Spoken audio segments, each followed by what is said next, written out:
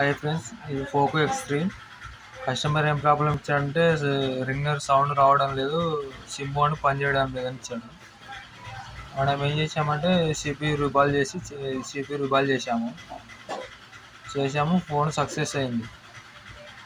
Ringer వస్తుంది అనమాట. Ringer వస్తుంది ప్లస్ 2 సిమ్లు కూడా ఓకే అయినాయి.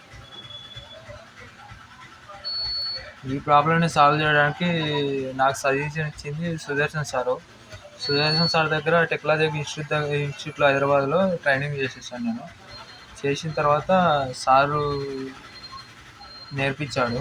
ఆ ట్రైనింగ్ బట్టి నేను చేశాను అన్నమాట. ఆ చేయడం వల్ల సక్సెస్ఫుల్ అయినాను. Okay friends, bye.